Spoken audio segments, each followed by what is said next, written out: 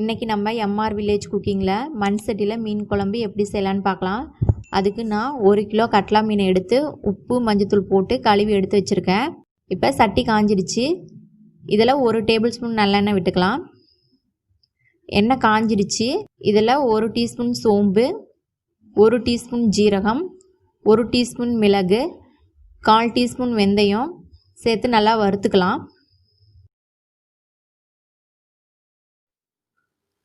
இதில் 1 கட்டி பூண்டு பல்லு சேர்த்து கொஞ்சம் வணங்கின பிறகு 1 கப்பு சின்ன வெங்காயத்தை சேர்த்துக்கலாம். இதில் 1 கொத்து கருவேப்பிலையை சேர்த்து வெங்காயம் கண்ணாடி பதத்துக்கு வணங்கினதுக்கு அப்புறம் 2 மீடியம் சைஸ் தக்காளியை கட் பண்ணி வச்சுருக்கேன். அதை சேர்த்து நல்லா வணக்கிக்கலாம். இதில் 3 டேபிள் ஸ்பூன் தனியாத்தூள், 1 டேபிள் ஸ்பூன் மிளகாய் தூள் சேர்த்து கொஞ்சம் நேரம் வணக்கி விட்டுக்கலாம்.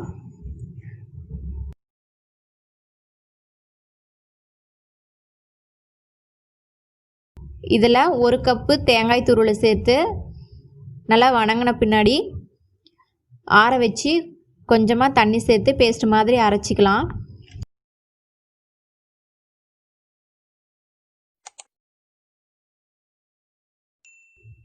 அதே சட்டியில் 5 டேபிள் ஸ்பூன் நல்லெண்ணெய் விட்டுக்கலாம்.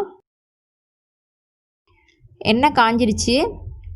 இப்போ இதில் 1 டீஸ்பூன் கடுகு, உளுந்தம்பருப்பு, கடலைப்பருப்பு சேர்த்து நல்லா பொரிஞ்சிடுச்சு.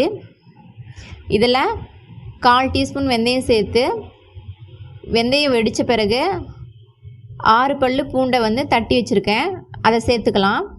இதில் ஒரு பெரிய வெங்காயத்தை நீல வாக்கில் கட் பண்ணி வச்சுருக்கேன், அதை சேர்த்துக்கலாம். வெங்காயம் கண்ணாடி பதத்துக்கு வணங்கிடுச்சு. இதில் ஒரு பச்சை மிளகாயை 2ஆக கட் பண்ணி வச்சுருக்கேன், அதை சேர்த்துக்கலாம்.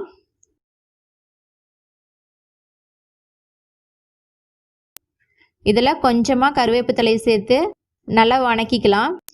இப்போ நம்ம அரைச்சி வச்சுருக்கிற பேஸ்ட்டை சேர்த்துக்கலாம்.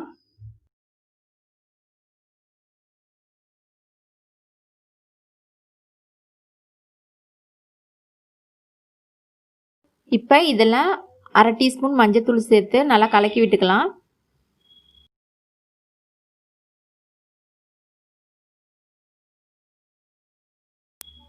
இப்போ மசாலா அரைச்ச தண்ணியை கொஞ்சமாக சேர்த்து நல்லா கலந்து விட்டுக்கலாம்.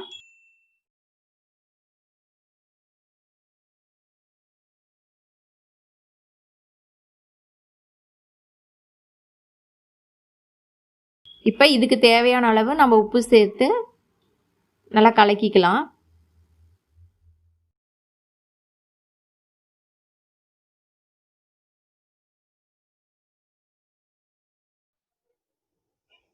கொதிக்கிற வரைக்கும் மூடி வச்சுக்கலாம்.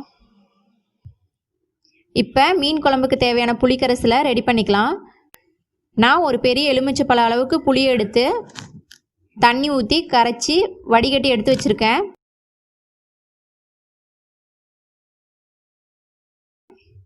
பத்து நிமிஷம் ஆயிடுச்சு. நல்லா கொதிச்சிட்டு இருக்கு.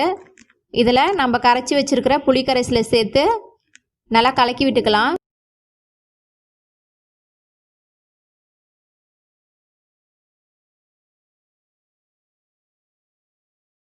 கொஞ்சம் திக்காக இருக்கிறதுனால கொஞ்சம் தண்ணி சேர்த்து புளிக்கரைசல் பச்சை வாசனை போகிற வரைக்கும் மூடி போட்டு நல்லா கொதிக்க வச்சுக்கலாம்.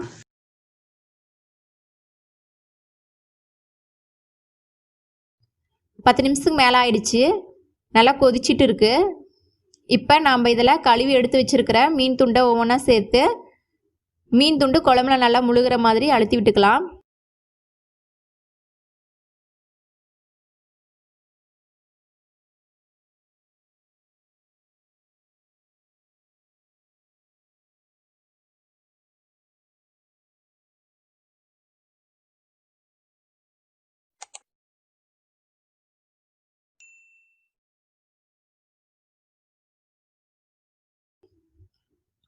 மூணு நிமிஷம் ஆயிடுச்சு. மீனோட கண்ணு வெளியே வந்துருச்சு. இப்போ நம்ம ஸ்டவ் ஆஃப் பண்ணிக்கலாம். இப்போ இதில் கடைசியாக கொத்தமல்லி தலையை சேர்த்து வேற ஒரு பவுலுக்கு மாற்றிக்கலாம்.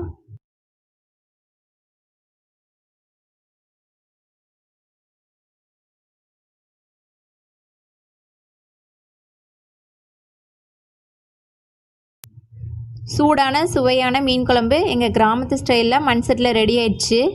இதை மறக்காமல் உங்கள் வீட்டில் ட்ரை பண்ணுங்கள். இந்த வீடியோ உங்களுக்கு பிடிச்சிருந்துச்சின்னா லைக் பண்ணுங்கள், ஷேர் பண்ணுங்கள். இந்த வீடியோ பற்றின கருத்துக்களை வந்து கமெண்ட் பாக்ஸில் தெரிவிங்க. மறக்காமல் எம்ஆர் வில்லேஜ் குக்கிங் சேனலை சப்ஸ்கிரைப் பண்ணுங்கள். கூடவே பெல் ஐக்கானை கிளிக் பண்ணுங்கள். அப்போ தான் நான் போகிற ஒவ்வொரு வீடியோ உங்களுக்கு நோட்டிஃபிகேஷனில் வரும்.